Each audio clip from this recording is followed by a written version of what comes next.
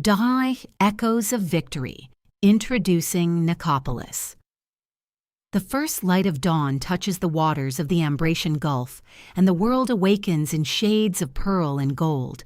Here, where the Ionian Sea meets the ancient shores of Epirus, a city rises from the morning mist like a dream made manifest in marble and stone. This is Nicopolis, the city of victory, built by an emperor's ambition and inhabited by the hopes of countless souls who came seeking something better. You can almost hear it, can't you? The gentle lapping of waves against the harbor walls, the distant call of merchants already preparing their stalls, the soft murmur of a city stirring to life. But listen more carefully, and you'll hear something else. Something that echoes through these streets like a whisper from the past. The story of women who lived here, who loved here, who faced impossible choices in the shadow of imperial power. Let me take you there, to this place where history was written in the language of victory, but lived in the quiet moments between one day and the next. Close your eyes and feel the warm Mediterranean breeze carrying the scent of olive groves and wild herbs. Feel the smooth stones beneath your feet as we walk these ancient streets together. Nicopolis stretches before us in all its calculated splendor. Augustus built this city to commemorate his triumph at the Battle of Actium, where he defeated Mark Antony and Cleopatra, securing his path to becoming Rome's first emperor.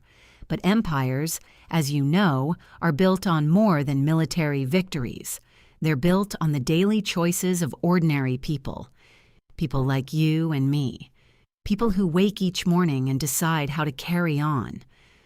The city spreads across the peninsula in carefully planned districts. The Roman quarter gleams with its forum and basilica, its temples dedicated to Apollo and Augustus himself. Here, the marble catches the morning light and throws it back in brilliant flashes, as if the stones themselves remember their imperial purpose.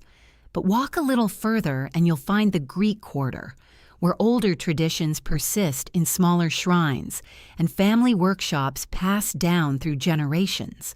In the harbor, fishing boats bob alongside merchant vessels that have traveled from Alexandria, from Rhodes, from the far reaches of the Mediterranean. The air fills with a dozen languages, Greek and Latin, yes, but also the musical cadences of Egyptian traders and the sharp consonants of Germanic merchants. This is what victory looks like in daily life, not the clash of bronze on bronze, but the gentle chaos of people from everywhere, trying to build something together. As we move through the agora, notice how the morning light filters through the colonnades, creating patterns of shadow and gold on the polished floor. Vendors are arranging their wares. Pottery from Corinth, silk from the distant east, amphorae filled with wine and oil and garum. The air carries the mingled scents of cinnamon and leather, fresh bread and sea salt. But it's not the grand architecture or the exotic goods that draw our attention this morning. It's something smaller, something that speaks to a more intimate mystery. In one of the workshops that line the smaller streets, a craftsman is examining something with unusual care. His weathered hands turn over the pieces of what was once a beautiful oil lamp, bronze, with intricate engravings that catch the light, even in their broken state. The lamp tells a story, though not the one its creator intended. Someone dropped it, or perhaps threw it. The break is clean in some places, jagged in others, suggesting both accident and intention. The craftsman's brow furrows as he studies the pieces. In 40 years of mending broken things, he's learned to read the stories that objects carry. This lamp speaks of secrets. Who owned such a beautiful thing? The bronze alone would have cost more than most families see in a year. The engravings show scenes from Greek mythology, Athena with her owl, Artemis with her silver bow. But there's something else etched into the metal, something that looks almost like a map? Or perhaps a message written in a code that only certain eyes would recognize. The craftsman sets the pieces down carefully and looks toward the harbor, where the morning sun now burns away the last of the mist. He's thinking about the woman who brought him these fragments 3 days ago. She was well dressed, but not ostentatious, her hair arranged in the Greek style despite her clearly Roman accent. She'd wrapped the broken lamp in silk and carried it like something precious or dangerous. "Can you mend it?" she had asked, and there was something in her voice that suggested the question meant more than it seemed. "I can try," he had answered, because that's what craftsmen say. But now, studying these pieces in the morning light, he wonders if some things are meant to stay broken. Some secrets are meant to remain scattered. This is how stories begin, isn't it? With questions that seem simple on the surface but run deeper than anyone imagines. With objects that carry more weight than their material form suggests. With people who appear to be one thing but reveal themselves to be something else entirely. In Nicopolis, the city of victory, such mysteries are as common as the morning tide. This is a place where cultures meet and sometimes clash, where old loyalties compete with new opportunities, where the past and future negotiate their boundaries in the marketplace of daily life. Here, a broken lamp might be just a broken lamp, or it might be the key to understanding how power really works when no one is watching. The sun climbs higher, and the city fully awakens around us. Children chase each other through the streets, while their mothers call after them in voices that blend affection with exasperation. Elderly men gather in the shade of the porticos to discuss philosophy and politics with equal passion. Young women draw water from the public fountains, their conversations punctuated by laughter that carries on the warming air. This is the real victory of Nicopolis, not the marble monuments to imperial triumph, but the simple fact that life continues. People wake up and make breakfast, they fall in love and argue with their neighbors, they worry about money and dream about the future, they break things and try to mend them, or decide that some things are better left broken.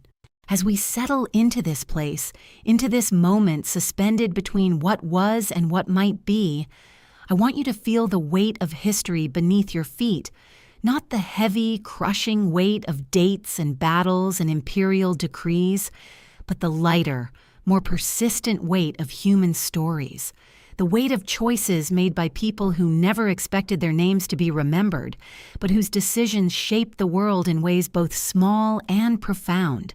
The broken lamp waits in the craftsman's workshop, its secrets scattered among the bronze fragments. The woman who brought it has not returned, though the craftsman finds himself watching for her in the morning crowds.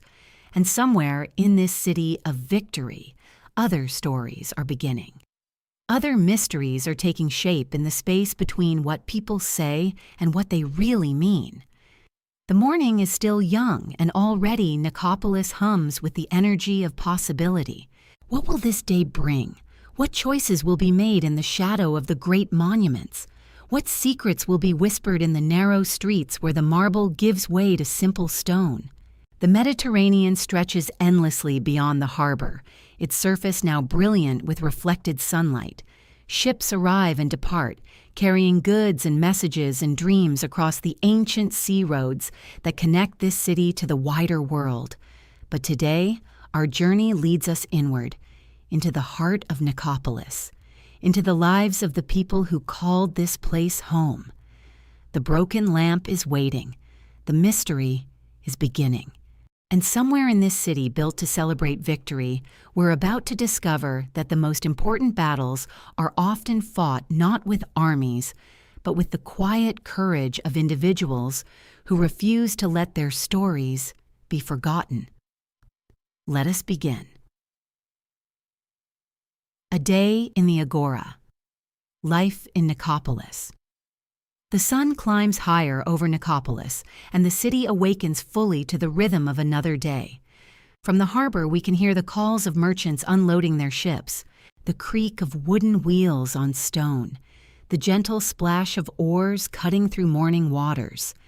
But it's toward the center of the city that our attention turns now, to the Agora, the beating heart of this remarkable place. Picture, if you will, stepping through one of the grand entrances to the marketplace. Your feet touch smooth marble that has been worn to a gentle shine by thousands of daily footsteps. The morning air carries a symphony of scents. Fresh bread from the bakeries that ring the square, olive oil and wine, the green sweetness of herbs bundled for sale, and underneath it all, that particular smell of a place where people gather, where life happens. The Agora of Nicopolis is magnificent, not just in its size, though it stretches impressively in all directions, but in its careful design. Augustus built this city to showcase Roman engineering, yes, but he was wise enough to understand that a marketplace must serve the people who use it every day. Covered porticos line 3 sides of the square, their columns casting long shadows that shift and dance as the sun moves overhead. Here, in the blessed shade, vendors spread their wares on wooden tables and colorful cloths. Here, people pause to examine goods, to negotiate prices, to catch up on the news of the day. Listen, do you hear that? The musical cadence of different languages mixing together. Greek, of course, the common tongue of trade in this part of the world, but also Latin from Roman officials and their families, Egyptian from the grain merchants, the lilting sounds of languages from Asia Minor, from the islands, from places whose names we might not even know today. A woman haggles over the price of fish, her voice rising and falling in mock indignation. She knows the fishmonger. He knows her. This dance of negotiation is as much about maintaining their relationship as it is about settling on a fair price. When they finally shake hands, both are smiling.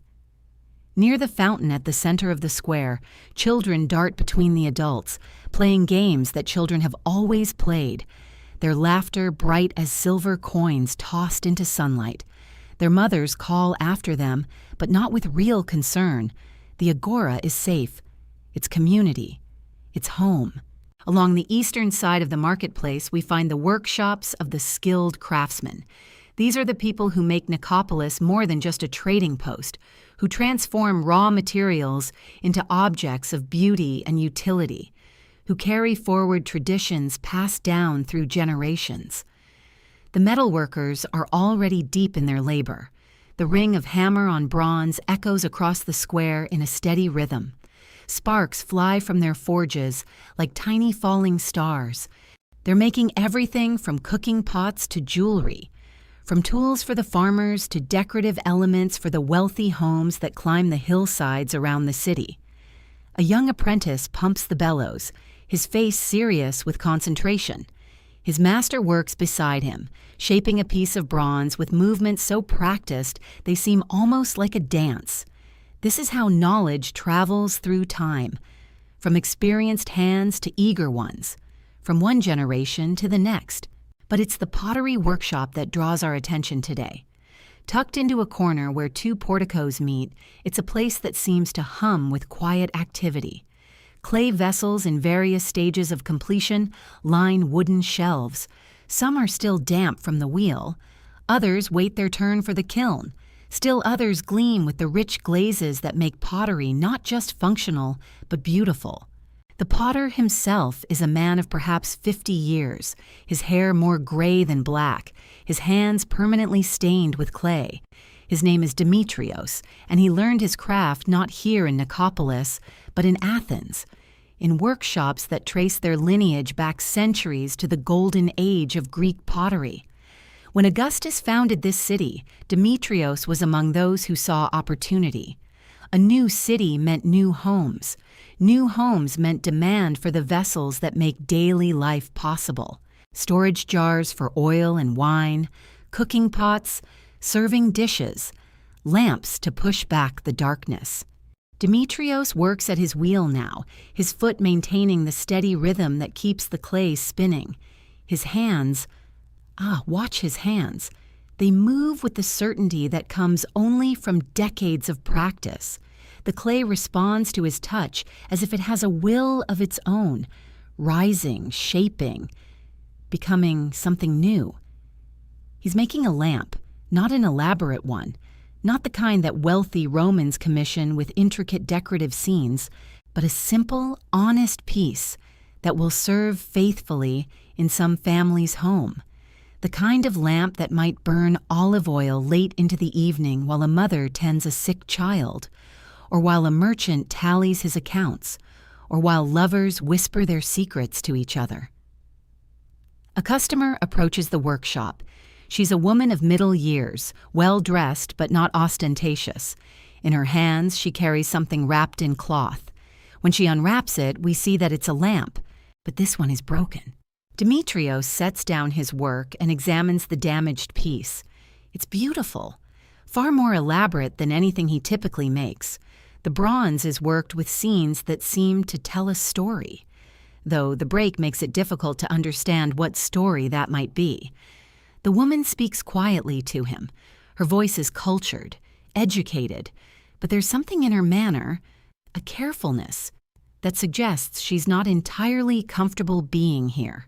Not because of Demetrios himself, but because of what she's asking him to do. She wants the lamp repaired, of course, but as they talk, it becomes clear that this is no ordinary request.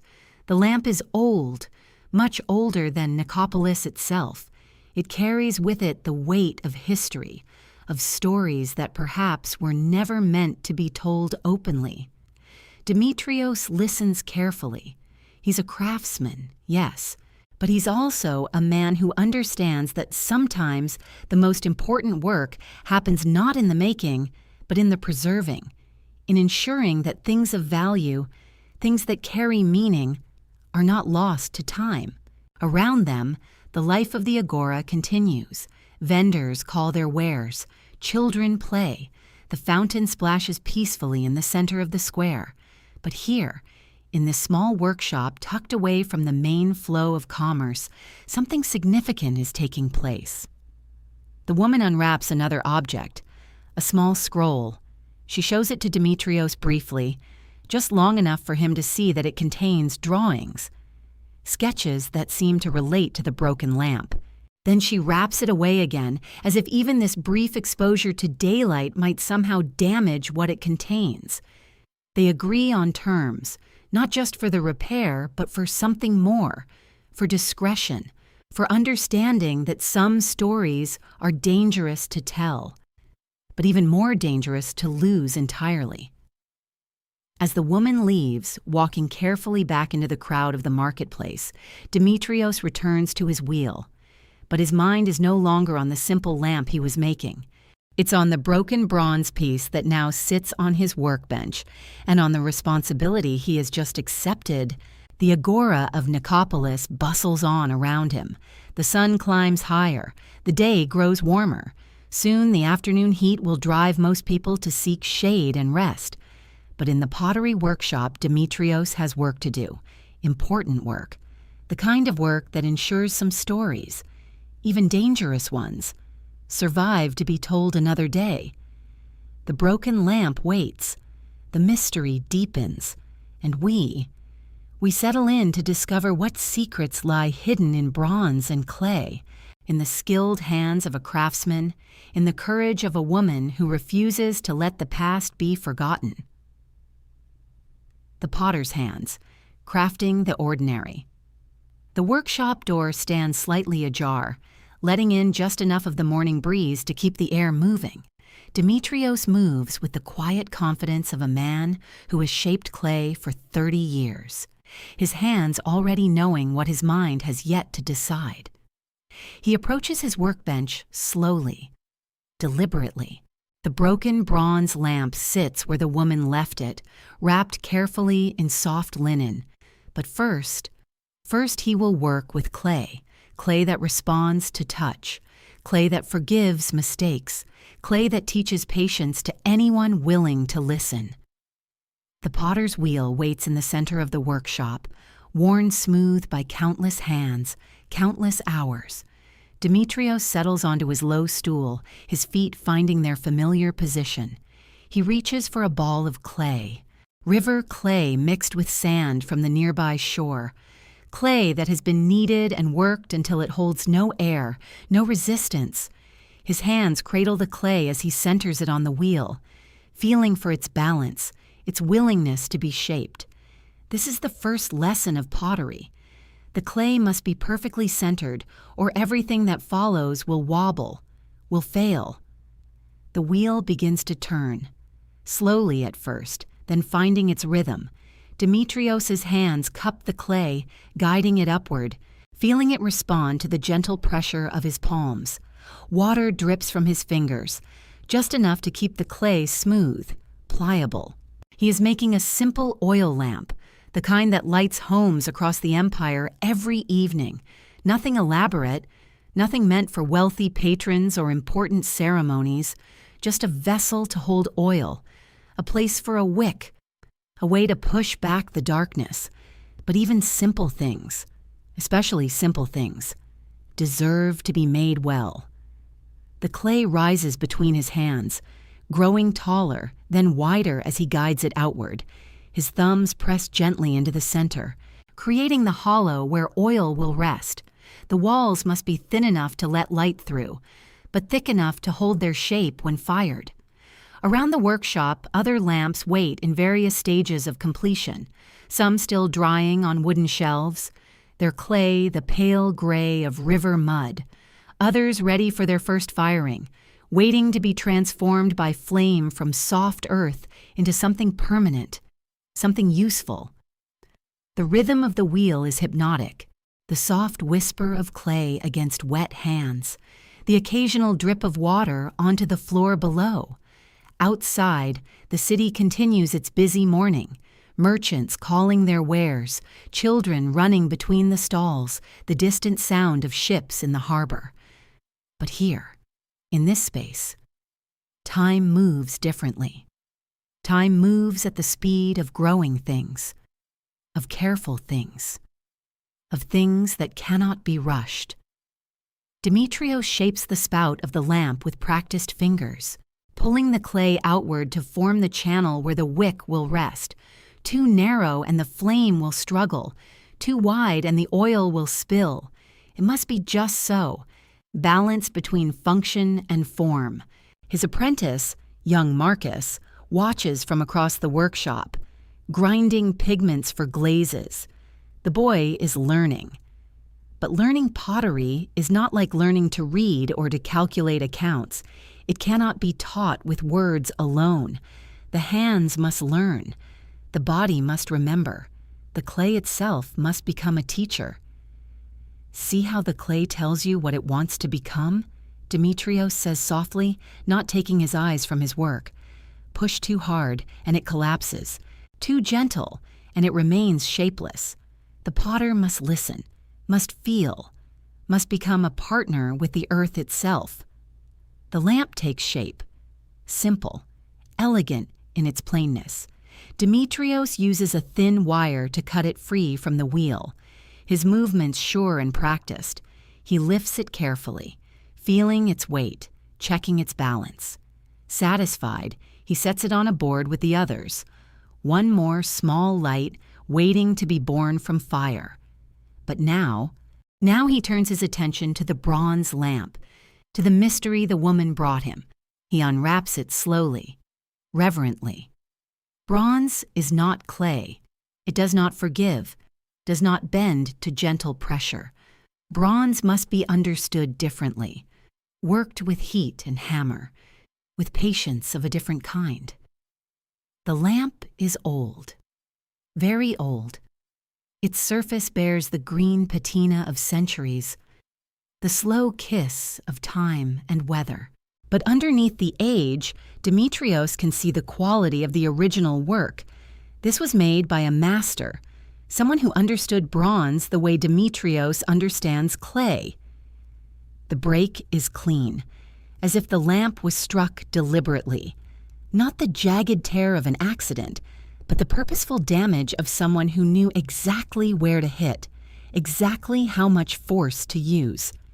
He examines the scroll the woman left, written in Greek, but in a hand he doesn't recognize.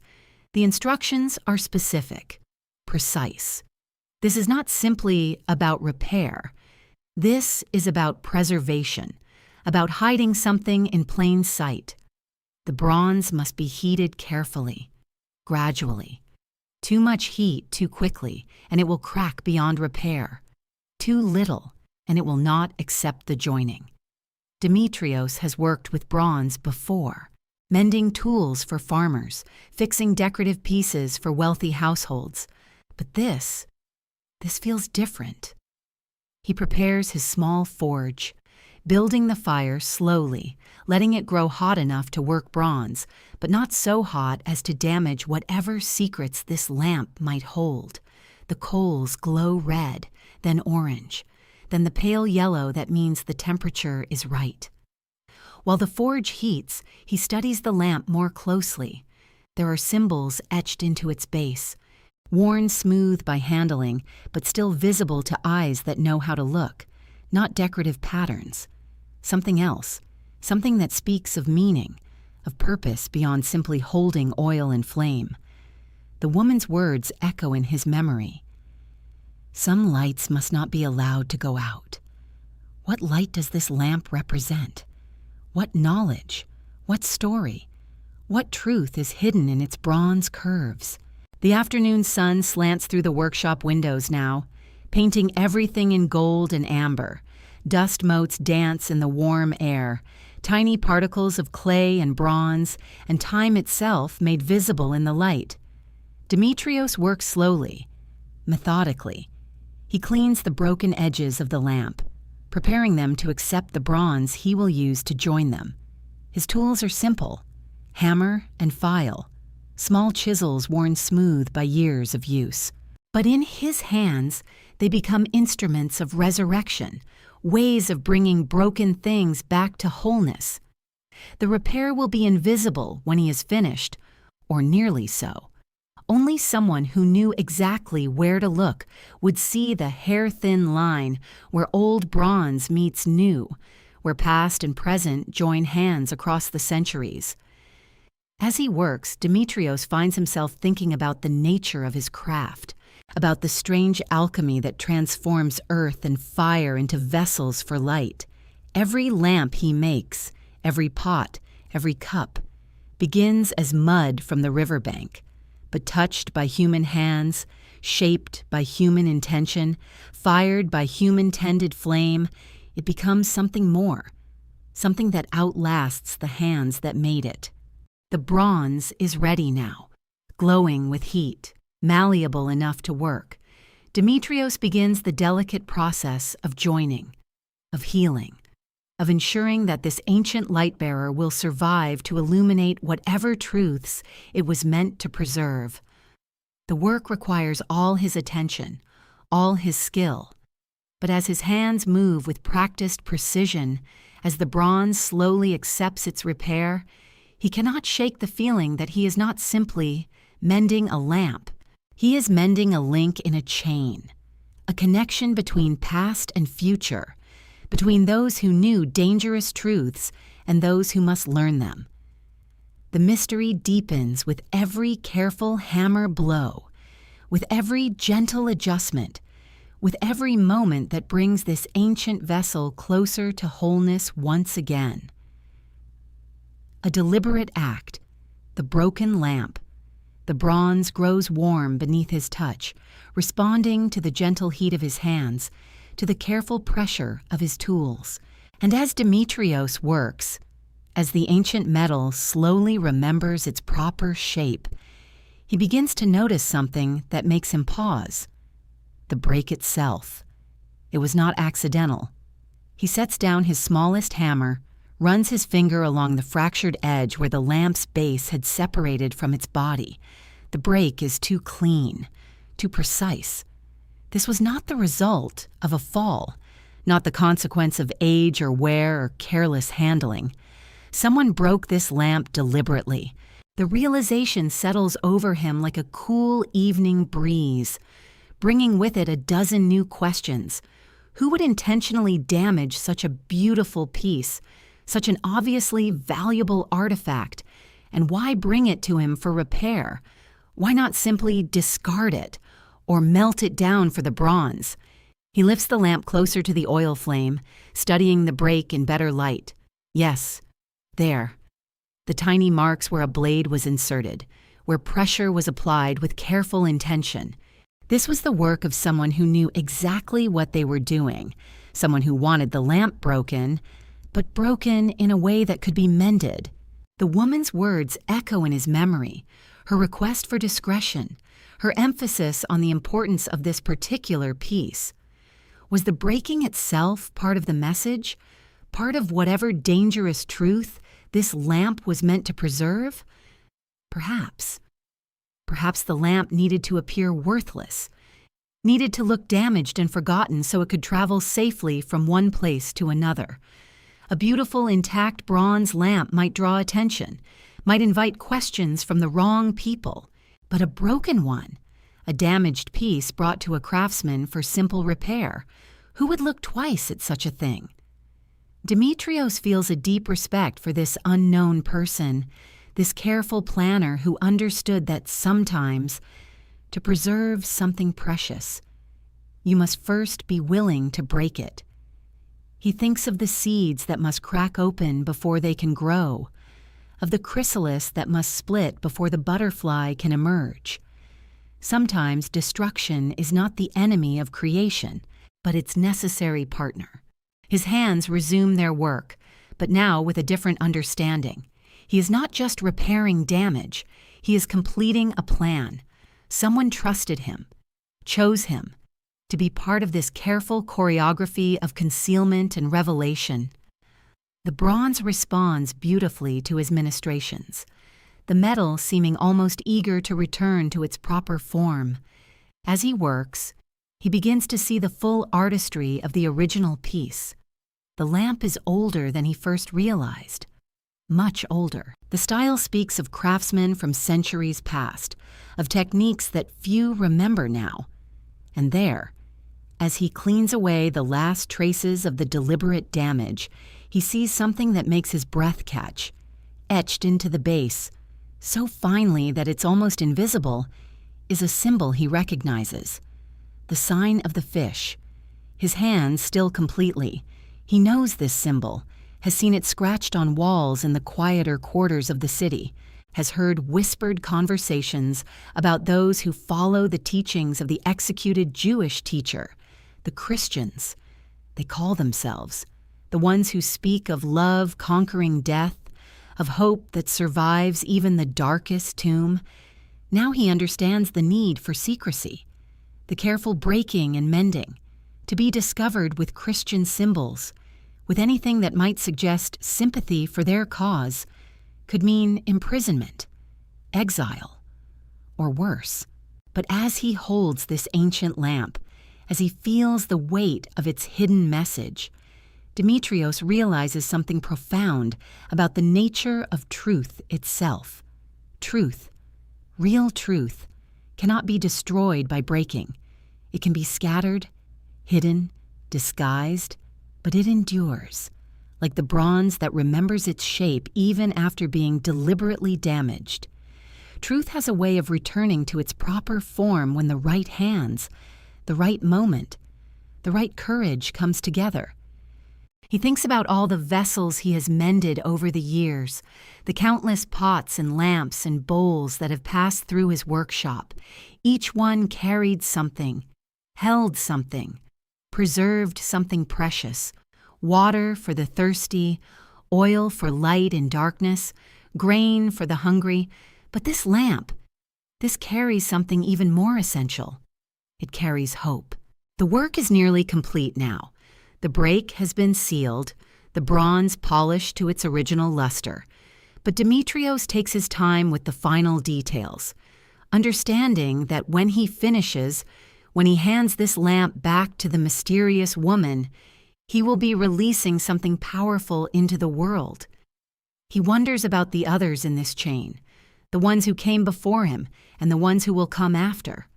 The person who first hid the symbol, who chose this particular lamp as a vessel for their dangerous faith, the woman who brought it to him, trusting a stranger with such a precious secret, and whoever will receive it next, whoever will light its flame and read its hidden message in some distant place, each of them, including himself now, part of something larger than any individual life, part of a network of courage that spans cities and years, connecting hearts that refuse to let hope die, even when hope seems foolish, even when hope seems dangerous. As he applies the final polish to the bronze, Demetrios thinks about the nature of his craft. For years, he has understood his work as simply functional. Make vessels to hold things, repair what is broken, return useful objects to useful life. But tonight, he sees something deeper. His hands, his skill, his workshop. They are all part of humanity's endless effort to preserve what matters. Not just oil and water and grain, but stories and dreams and the stubborn insistence that love is stronger than fear. Every pot he throws, every lamp he mends, every vessel he sends back into the world carries this larger purpose: to hold, to preserve, to keep safe whatever precious things someone needs to transport from one place to another, from one heart to another, from one generation to another. The bronze gleams in the lamplight, perfect once again, beautiful and whole and ready to carry its hidden cargo of hope into whatever darkness awaits. And Demetrios, humble craftsman of clay and bronze, sets down his tools and smiles, understanding finally that his hands have been doing sacred work all along. Sunset Reflections, Nicopolis at Rest. The bronze lamp sits quietly on Demetrios's workbench, no longer broken, no longer hiding its secrets behind jagged edges and careful silence. Outside his workshop, the sun has begun its slow descent toward the western horizon, painting the sky in shades of amber and rose that seem to echo the warm glow of the metal itself. The sounds of the agora have softened now, the urgent calls of merchants fading to gentle murmurs, the clatter of coins and pottery giving way to the whisper of evening breezes through the colonnades. Children who ran between the stalls this morning now walk sleepily beside their mothers, their energy spent, their laughter replaced by the contented quiet that comes when the day's work is done. Demetrios moves slowly, deliberately, his hands still careful but no longer urgent as he wraps the restored lamp in soft linen. The mysterious woman will return for it tomorrow. He knows this without being told, just as he knows that when she takes it from his hands, it will carry more than oil and flame into the world. Through the open doorway of his workshop, he can see the great theater rising against the hillside, its marble seats empty now, but somehow still holding the echo of voices, of stories told and retold, of truths spoken in the safety of shared darkness. How many secrets have been whispered in those stone rows? How many dangerous hopes passed from hand to hand like precious cargo? The light continues to change, growing softer, more forgiving, casting long shadows that seem to embrace rather than conceal. In this gentle hour, Nicopolis reveals a different face, not the bustling commercial center of morning, not the urgent marketplace of midday, but something older, more enduring, a city built on victory but sustained by the quiet courage of ordinary people doing extraordinary things. A cat picks its way delicately across the courtyard, pausing to investigate a fallen olive, then continuing on its mysterious evening rounds. Somewhere in the distance, a woman hums while she grinds grain, the rhythm ancient and comforting, connecting this moment to countless others, to mothers and grandmothers who have made the same motions, sung the same wordless songs, found peace in the simple repetition of necessary work. Demetrios sets the wrapped lamp carefully in a wooden box, cushioning it with scraps of wool, protecting it as tenderly as a mother protects a sleeping child. His own children are grown now, scattered to other cities, other lives, But this lamp, this secret, this small act of preservation feels like the most important thing he has ever cradled in his weathered hands. The bronze had been cold when the woman first placed it on his workbench this morning, cold and broken and seemingly lifeless. Now, though it holds no flame, it seems to pulse with warmth, with possibility, with the patient certainty that light will come again, that truth will find a way, that hope can travel safely from one heart to another, even in the darkest times. A dog barks somewhere in the residential quarter, not in alarm, but in greeting, welcoming someone home. The sound carries clearly in the still air, followed by the creak of a door, the murmur of voices, the small sounds of families gathering as shadows lengthen and cooking fires begin to glow in windows throughout the city. This is when Nicopolis becomes most itself, Demetrios thinks. Not in the grand public spaces where Augustus's victory is celebrated in marble and bronze, but in these quiet moments when people tend to the small sacred things, the daily bread, the evening prayers, the careful preservation of whatever must not be lost.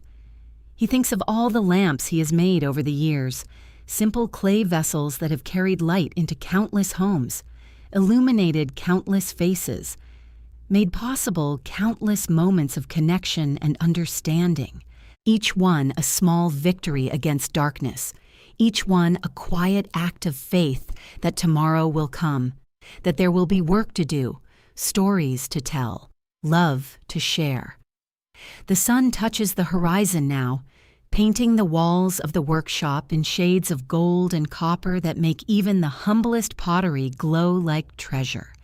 In this light, everything seems precious. The worn tools, the clay-stained apron, the careful hands that have shaped beauty from earth and fire for more years than he can easily count. Soon the stars will appear, the same stars that shine on other cities, other craftsmen, other people who understand that the most important work is often the quietest, that the greatest victories are sometimes won not with swords and ships, but with patience, with skill, with the willingness to mend what has been broken and send it safely on its way. The bronze lamp waits in its wooden cradle, whole again, ready again, carrying within its restored curves the promise that some things endure, that some truths cannot be destroyed, that hope travels light but arrives exactly where it needs to be. And in his workshop, as evening settles over Nicopolis like a gentle blessing, Demetrios, keeper of flames, mender of broken things, guardian of secrets, finally allows himself to rest. Chasseur whispers in the theater, echoes of the past, while Demetrios sleeps, while the bronze lamp waits in its wooden cradle. The moon rises over Nicopolis, casting silver light across the ancient stones of the great theater.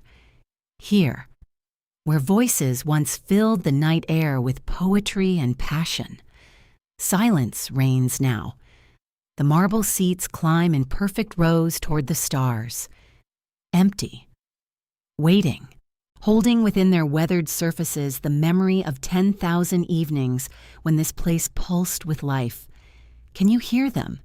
The echoes? The rustle of fine silk as Roman matrons took their seats, the excited whispers of children experiencing their first tragedy, the deep laughter of merchants and sailors, the soft sighs of lovers sharing stolen glances across the curved rows. The theater remembers, as stone always remembers. On this very stage, actors once became gods and heroes. Their voices trained to reach the furthest seats without strain. They wore masks of comedy and tragedy, transforming themselves into Antigone, into Medea, into characters whose struggles spoke to something eternal in the human heart. The acoustics here are perfect still.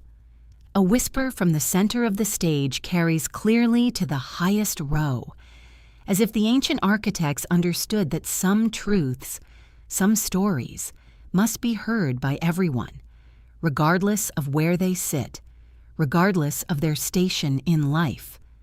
Tonight, moonlight pools in the orchestra pit where musicians once played, where the chorus once moved in synchronized steps, their voices weaving together the threads of fate and choice, of love and loss, of the endless dance between what we hope for and what we receive.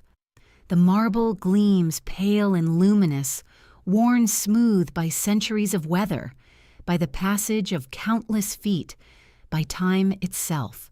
Yet something essential remains, something that speaks of human gathering, of the deep need we have always had to come together in darkness, to watch stories unfold, to see ourselves reflected in the struggles of others. Here, in this sacred space of make-believe, Romans and Greeks, slaves and citizens, merchants and philosophers, all sat together in the democratic darkness, all equally moved by the power of story, all reminded that beneath our different clothes and customs and languages, we share the same hopes, the same fears, the same longing to understand our place in the great mystery of existence.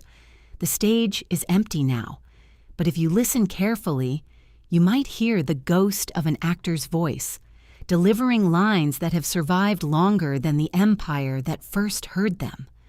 Words about courage, about love, about the price of truth in a world that often prefers comfortable lies. Who seeks to save his life shall lose it. The words drift across the empty seats, neither fully there nor fully gone, like so much of what we think we've lost forever.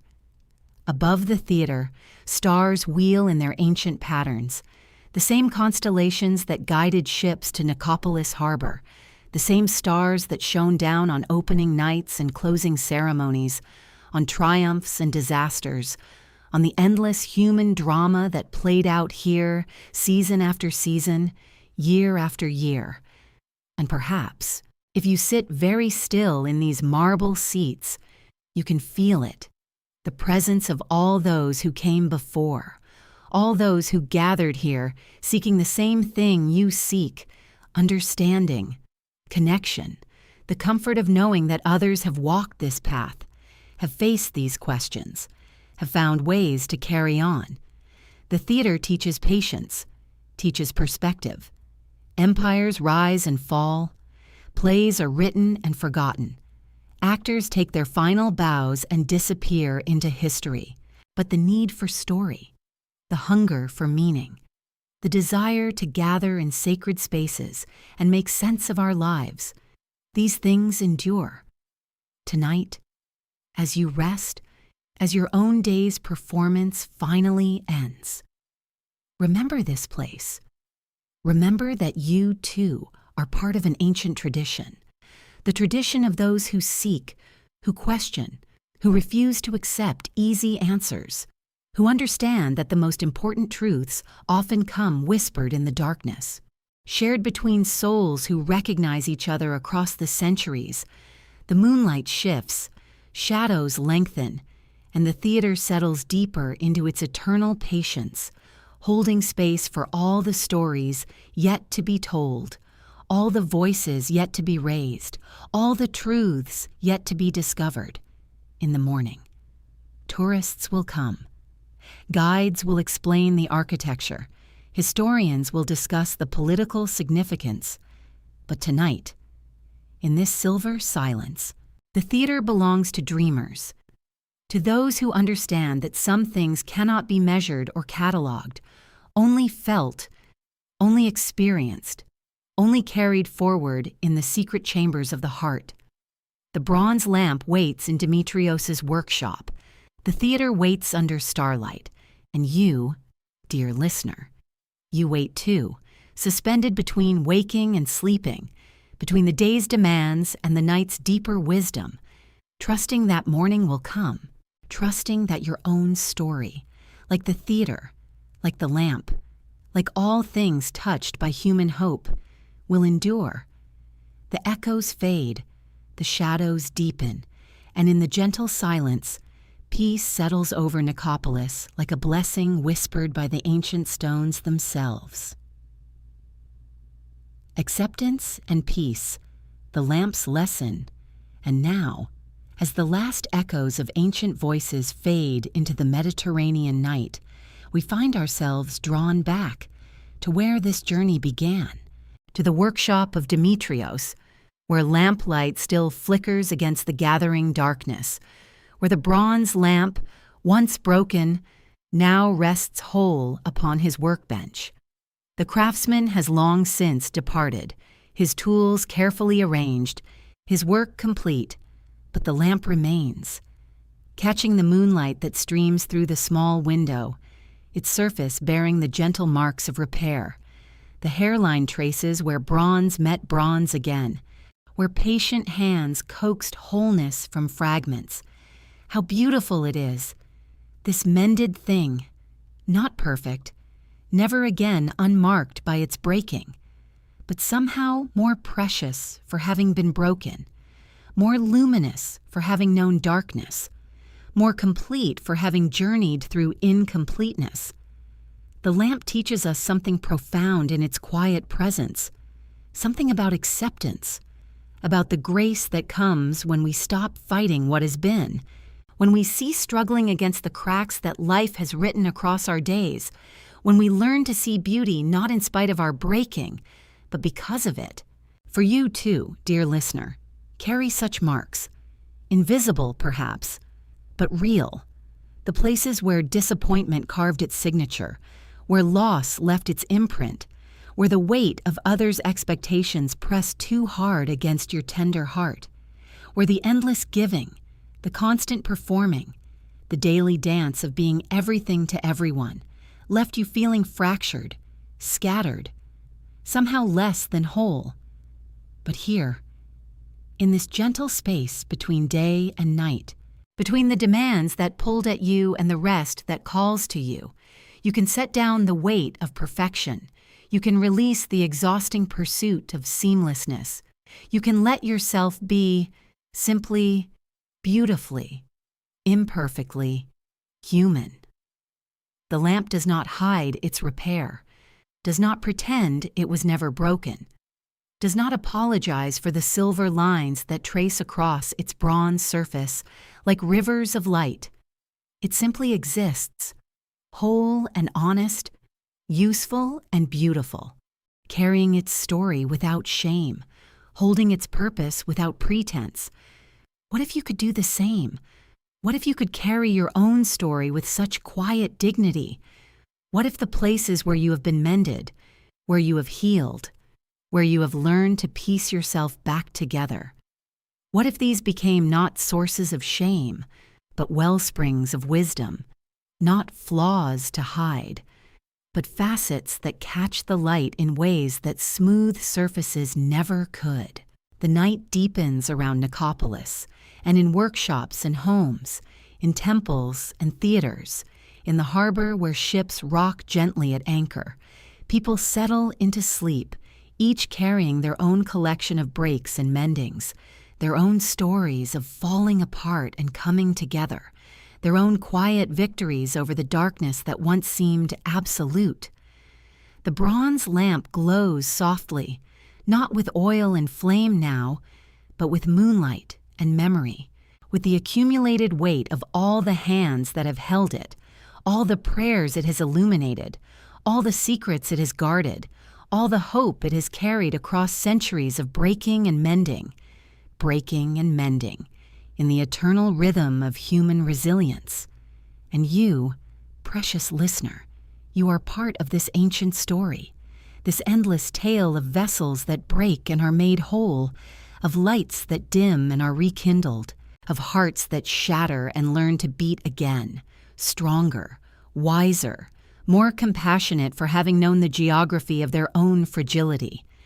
The workshop grows quiet, the city settles into dreams, and somewhere in the distance, the theater waits, empty now, but never truly vacant, filled always with the echoes of every story ever told within its curved embrace, every truth ever spoken into its listening darkness. every hope ever whispered to its patient stones. Let yourself sink deeper now, into this place of acceptance, into this space where broken things are treasured, where mended hearts are honored, where the long day's performance can finally come to rest, where you need not be anything other than exactly what you are, tired, human, whole in your very incompleteness, beautiful in your honest fragility. The lamp rests, the city sleeps, the theater holds its vigil under stars that have watched over countless generations of dreamers, countless souls who have lain down their burdens at the end of difficult days, countless hearts that have found their way from breaking to mending, from darkness to light, from exhaustion to peace. Your breathing deepens, your shoulders release, your mind begins to drift like moonlight across ancient stones, like gentle waves against the harbor wall, like the softest whisper of wind through olive groves, carrying away the day's sharp edges, smoothing the rough places, bringing the deep rest that comes only when we stop trying to be perfect and allow ourselves to simply be. The bronze lamp holds its light, holds its story, holds its place in the long line of vessels that have carried hope through darkness. And you, dear one, you hold your place too, in this ancient procession of souls who have learned that breaking is not the end of the story, but often the beginning of something more beautiful, more authentic, more deeply true than what came before. Sleep comes now like a gentle tide, washing over the day's sharp remembrances, carrying away the weight of performance, the burden of comparison, the exhaustion of being everything to everyone, leaving only this, the quiet rhythm of breath, the soft embrace of darkness, the profound peace that comes when we finally allow ourselves to rest in the truth of who we are, mended, whole, enough. And in the theater of Nicopolis, where stories have echoed for 2,000 years, where truth has found its voice in darkness, where hope has been kindled again and again in the patient hearts of listeners, the ancient stones whisper their blessing over all who seek rest, all who carry burdens, all who have forgotten their own beauty in the endless work of caring for others. Sleep well, dear listener. Sleep well. You are seen. You are valued. You are enough, just as you are, broken and mended, tired and treasured, perfectly, beautifully, completely human.